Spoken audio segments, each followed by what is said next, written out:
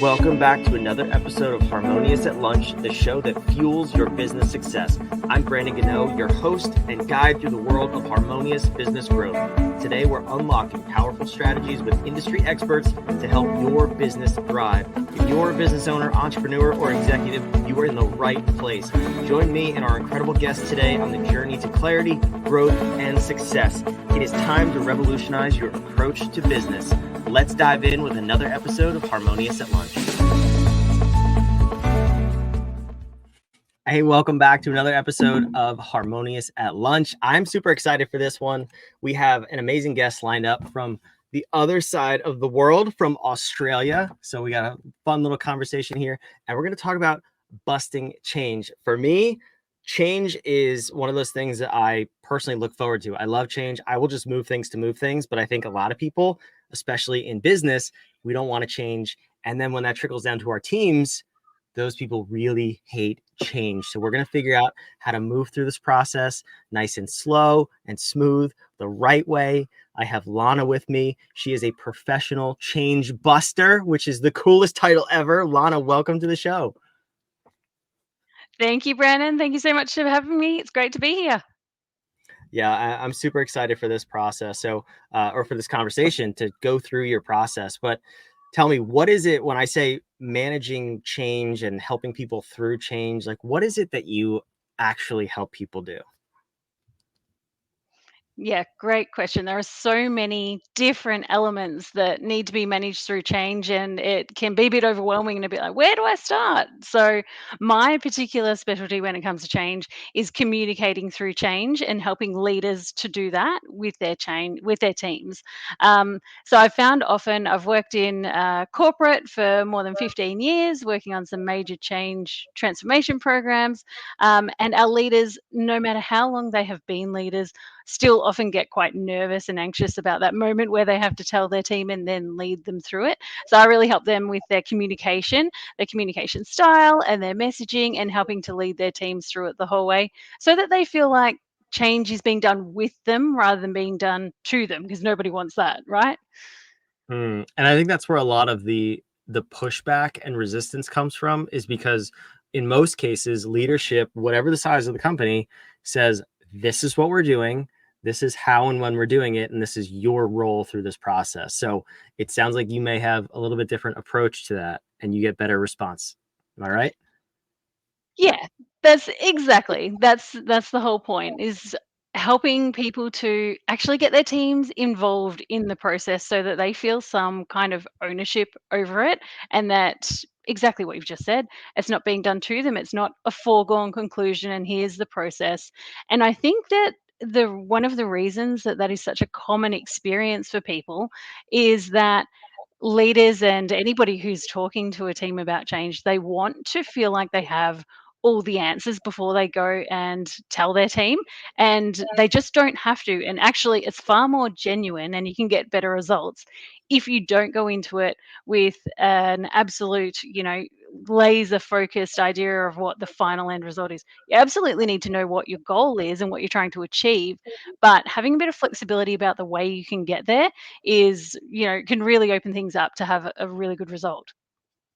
Yeah, that's so important. And now I'm curious, how do you start this process? Well, let me back up and ask you a better question. First is, when do people call you in to help facilitate this process? So usually I would say too late.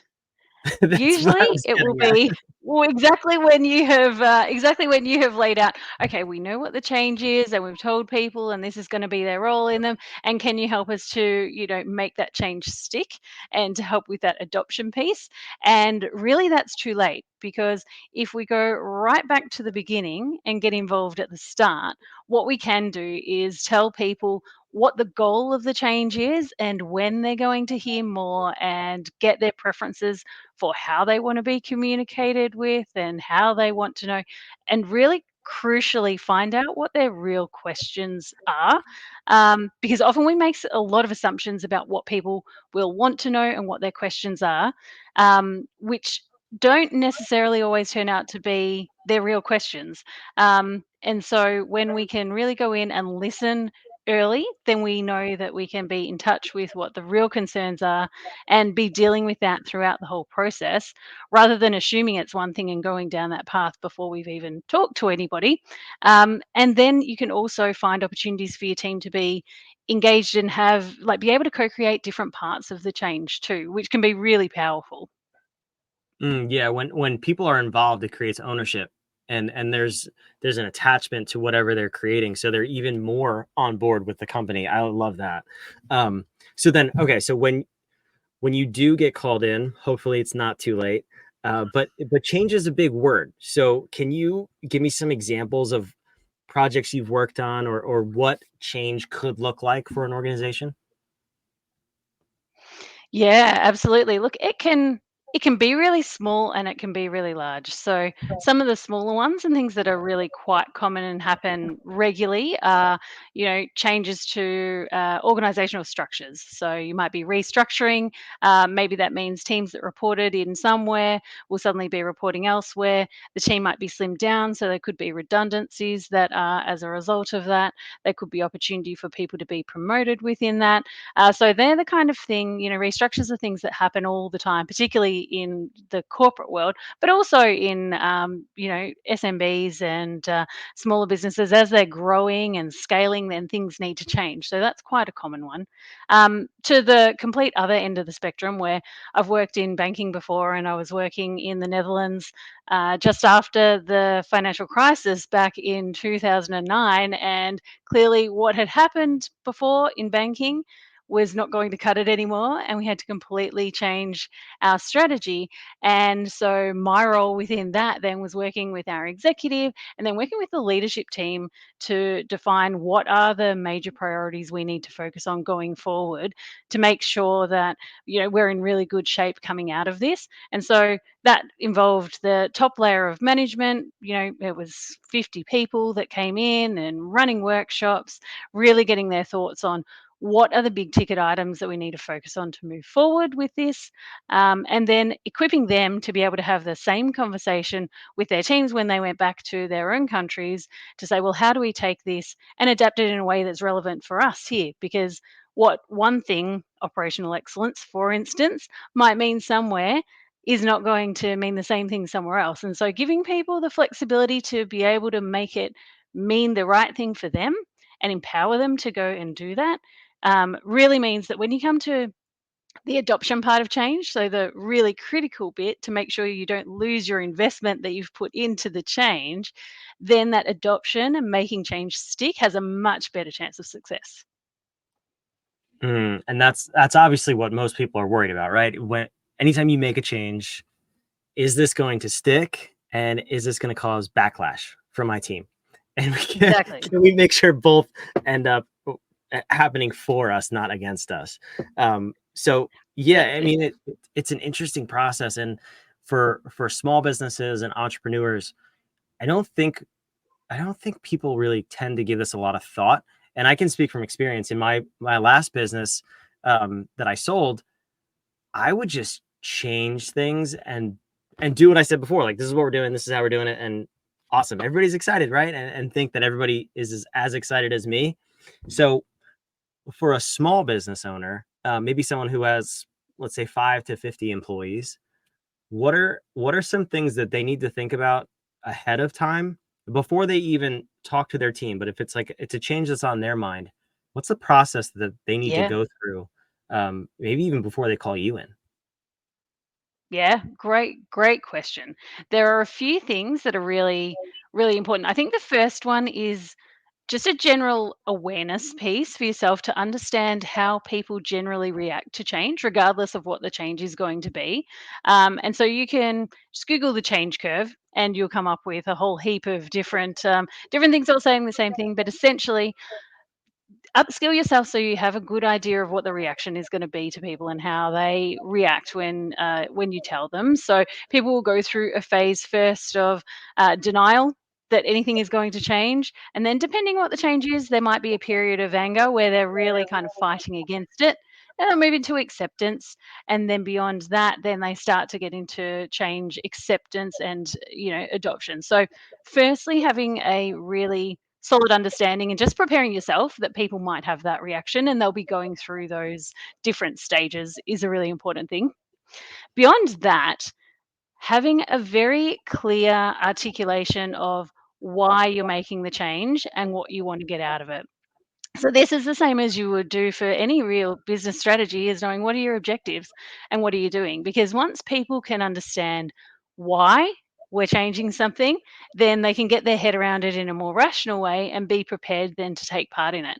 But if your why isn't very clear or not particularly compelling, then it becomes quite difficult for people and the resistance starts to set in. So that's one. Then I would say really understanding where you are prepared to bring your team in to help solve part of the change. Because when you can identify those areas, and it might be, um, for example, maybe you're looking to grow in a new market potentially. You want to bring in the people within your team who have the skills and experience and who are client facing to inform that decision. So then they feel like they've been able to be part of it and can help to shape where that's going, and they can see that they've had a hand in whatever that final outcome is.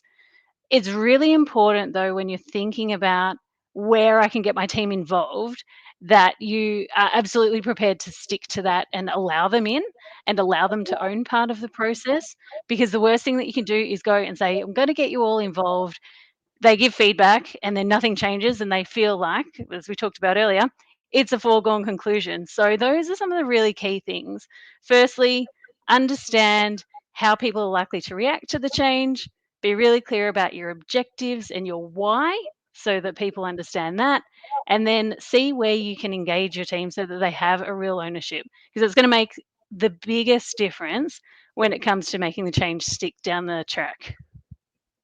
That's so important. And I can't tell you how many times I'm just like blown away by, and it happens not even just with change, but with running a company in general. When leadership will say, we'll use core values for an example, like telling the truth is a core value at this company. And then you see them and they're spewing lies left and right, or they maybe, they bend the truth a little bit. If you, as a leader, you say one thing and you don't embody it or prove it out on a day-to-day basis, you lose your team immediately. And that's one of the hardest things to get back. So especially through the change process, if you're gonna, I love how you say, if you're gonna ask for feedback, like use it. That's how often do you run into, like, do you ever clean up change messes and have to go through this process? How often do you run into people who ask for feedback but then just toss it out completely? Yep, yep, quite a bit. And it's usually through feeling like they're doing the right thing. Like I really believe, people turn up and they're trying to do the right thing, and they think that asking is the thing that they're supposed to do. So they go and ask, but they never really had any intention of asking it. And it's then realizing that the process of doing that actually really erodes your trust very quickly. It would have been better if you had no intention of taking on any feedback, not to have asked in the first place, and to have said from the outset, this is the process, and this is what we're going to do, and this is how we're going through it, and this is why. I mean, maybe there are reasons why. Usually, you can really, if you really ask yourself, you can find somehow for people to be genuinely involved, but maybe there's not. But if you're not going to take on that feedback, then don't pretend you are, because that's even worse and more disingenuous than, not asking to begin with and just going through the process. Yeah, that's it. That would be kind of like if I asked my wife every week, "Hey, where do you want to go for dinner?" And she says, "Whatever, Applebee's, could be a steakhouse." And every single time I say, "No, we're gonna go to McDonald's because I know better. Like I've decided that's where I want to go." She would probably punch me in the face after a very short Yeah. period of time. But that's what we're doing when we're asking for feedback and not taking it. So I think that's a really good tip. So something that we do in baked into the Harmonious architecture, and I found this to be very useful. I'm curious if you have a similar model. Whenever we talk about change, which for us is the M, modify, we always look first to the A, which is analyze. So we have specific metrics in place within our own company, within all the companies that we work with and consult with, our clients, so that if we are going to make a change, we first measure things so that we don't have to come up with reasons. We point to numbers and facts. So we ask employees and team members for their opinion because that stuff is invaluable, but we also have facts and data to back things up. So we can say, hey, you said that let's use a stupid example, our lead flow from a particular source is not really that good. Well, you're actually right, because we found that data here on this spreadsheet. And thank you for picking up on that. I really appreciate it. So we are going to change the way we do these things. So do you help your clients put metrics in place or do some sort of analysis so the entire thing isn't resting on just a gut feeling? Yeah, absolutely. And you are spot on. Like, and I love hearing that you're straight back to the A of what it is that's happening at the moment and having that analytical side to things. It is so important. And then you've also established your baseline as well, right? So that then once the change has been implemented, you can see what the difference is and you can actually measure it and know that your return on investment is there.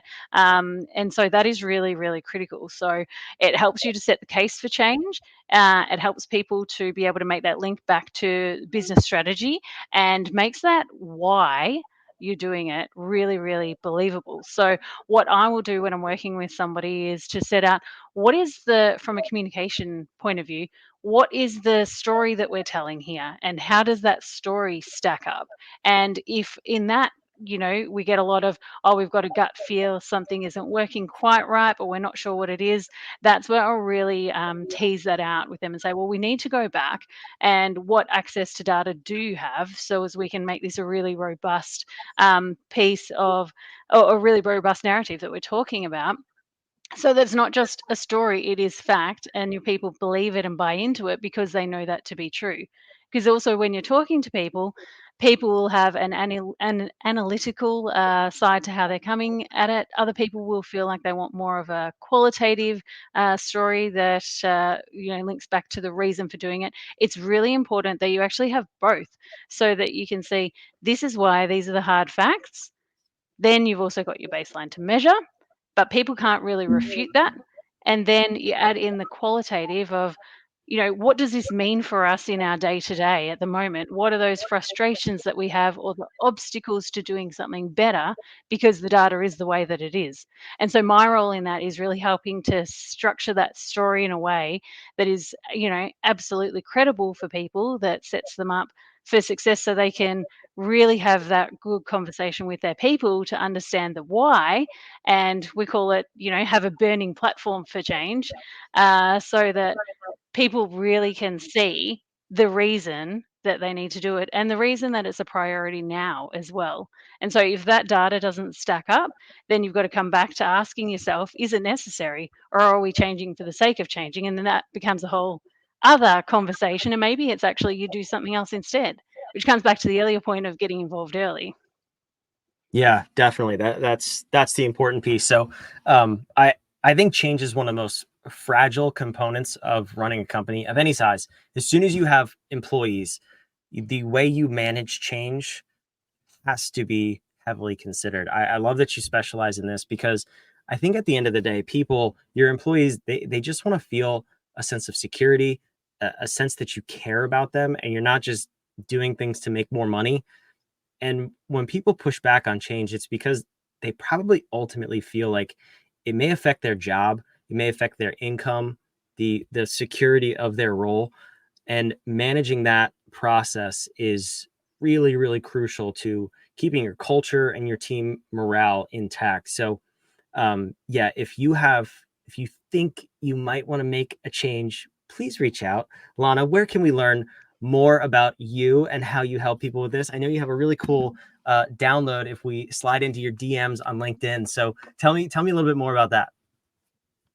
Yeah, absolutely. So what I have is a change buster checklist for you. So if you want to come over and say hi on LinkedIn, you'll find me by just searching Lana North, same way it's written on the screen there. Come and drop me a DM and ask for my change buster checklist, and I would love to share that with you. It's got some of those tips and tricks and watch points for when you're starting to think about communicating with your team through change. So come over, say hi, and I will happily send that your way.